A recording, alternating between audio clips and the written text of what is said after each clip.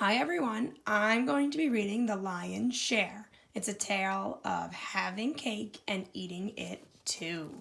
So this is a math book. It's actually going to do with fractions and multiples. Each year at the start of spring, the lion invited a small group of animals to join him for a special dinner. The ant had never dined with the king before and was very nervous and wanted to make a good impression. When the day came, she arrived exactly on time, not a minute too soon or too late. Sometime later, the beetle arrived, then the frog, the macaw, the warthog, the tortoise, the gorilla, the hippo, and the elephant. They were all late. When dinner was served, the ant was shocked at how the others behaved. The elephant talked about himself constantly. The hippo never wiped her mouth. The gorilla threw his food, and the warthog tried to eat the flowers. What strange manners, thought the ant. She looked to the lion, who said nothing. After dinner, the table was cleared and a large cake was brought out for dessert.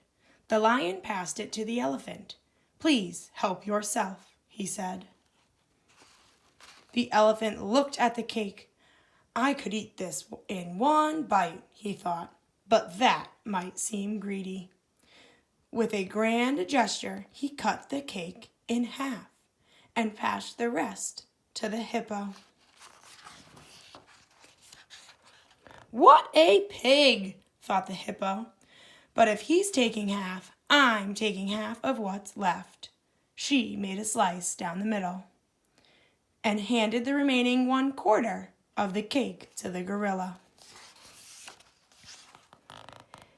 This continued around the table as each animal took half of the remaining cake and passed the rest on until it finally reached the ant.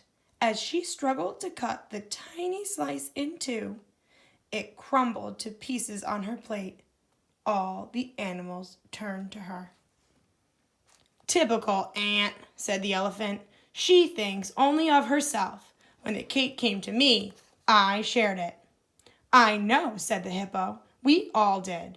"Doesn't she know the king hasn't eaten yet?" scoffed the tortoise.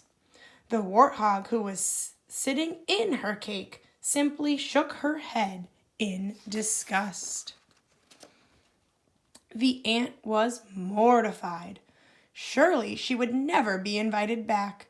"My king," said the ant, "please forgive me. I am ashamed to say there was nothing left to share. But if you will allow, it would be my honor to bake a special strawberry sponge cake just for you tomorrow. It is my grandmother's recipe, and I think you will enjoy it." The king smiled. "Thank you," he said. "You are very generous." "Who does she think she is?" thought the beetle. He scampered over to the lion's plate. "My king, to show my thanks, I would like to bake you 2 cakes tomorrow. Double chocolate fudge." "Hey, king," said the frog, "I'm going to bake you 4 raspberry layer cakes tomorrow. That's twice as many."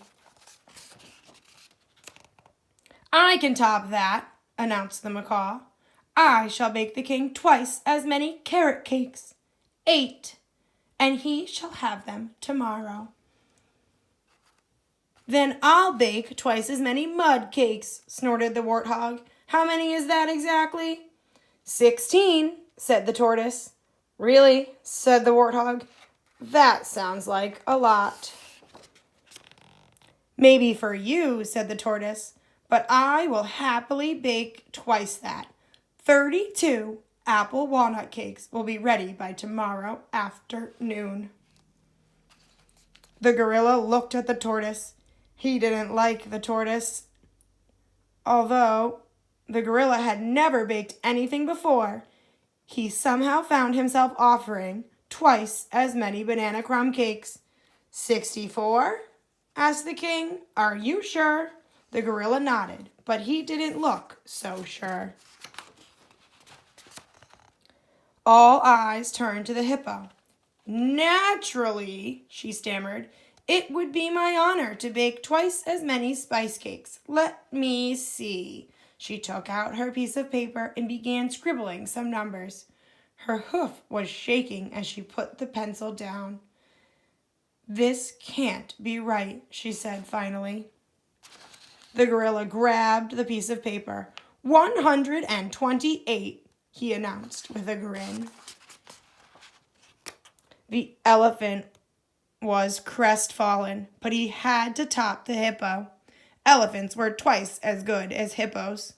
With a deep breath, he announced, "And I, the great elephant, shall bake twice as many as the hippo. 246 peanut butter pound cakes." 256, corrected the tortoise. "Oh, for goodness sake," cursed the elephant. That night, the ant baked her cake for the king. She took her time and measured everything carefully. She spread the frosting as smoothly as she could, then decorated the top with sprinkles. It was a very fine cake.